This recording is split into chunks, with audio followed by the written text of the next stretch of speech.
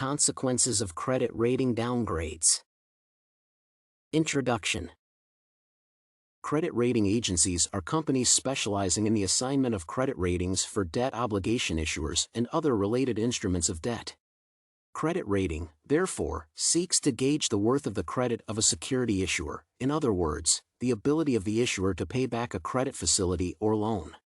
The issuer can be any entity that deals with securities, e.g. NGO, state, local, and national governments, and special-purpose entities like banks and other financial institutions.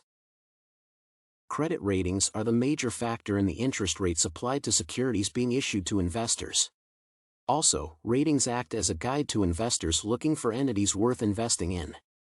In essence, rating agencies help in providing an independent opinion about the creditworthiness of issuers. It is known that market participants greatly rely on credit ratings for investment decisions. Rating, therefore, affects the quality of credit issuers to a high extent. For example, an upgrade or downgrade can easily lead to a drastic change in the cost of capital for borrowing because it sways investors' perceptions of the quality of a borrowing firm or a client. The credibility that the rating agencies have in the recent past comes under scrutiny, especially in the backdrop of the global financial crisis. This is because some firms like Lehman Brothers were rated as investment worth, effectively misleading many investors to put their money into the company that was going to collapse. Despite the dent in trust, credit rating still plays a crucial role in the financial industry, and no investors should ignore them during the decision-making process. Credit ratings, therefore, remain important components in financial decision-making, while downgrades can have far-reaching effects on the industry. To better understand the effect of downgrades, it is important to focus the discussion on the uses of credit ratings. Uses of credit ratings. Issuers, investment banks, investors, broker-dealers, and governments rely on credit ratings for financial decision-making. Investors, in particular, find credit ratings useful because they increase their investment alternatives through easily understandable measurements, which, due to increased efficiency, lower the costs associated with borrowing and lending. In return, there is likely to be increased capital injection to the economy through easy access to credit by small governments, startup businesses, and educational institutions, thereby fueling stronger growth of the economy. Bond issuers also rely on credit ratings to independently verify their creditworthiness and the effectiveness of the evaluation instruments they use. Governments also depend on the credit ratings for regulation of the finance industry and for running structured financial transactions. Effects of a credit rating downgrade. In August 2011, S&P downgraded the U.S. credit rating due to the situation of the country's growing deficit and near default on its debt obligations. Currently, the Eurozone is embroiled in a currency crisis whose effects are likely to result in a possible collapse of various European economies, such as Greece, Spanish, and Italian ones. So far, 9 countries in the Eurozone have had their credit ratings downgraded thanks to the Euro crisis. These agencies assess the riskiness involved in lending to large institutions and governments, and downgrading reflects a lack of confidence in the institutions and governments to repay their debts within the stipulated time. It is important to note that credit rating downgrades institutions because banks have a ripple effect reverberating across the economy up to the individual consumer. Experts contend that credit downgrades have a lasting and relatively more severe impact on banks in the long term. High interest rates. A rating downgrade of banks and other institutions means that they are riskier borrowers. Riskier borrowers pay higher interest rates because creditors perceive them as unworthy of credit, hence they access it at high interest rates.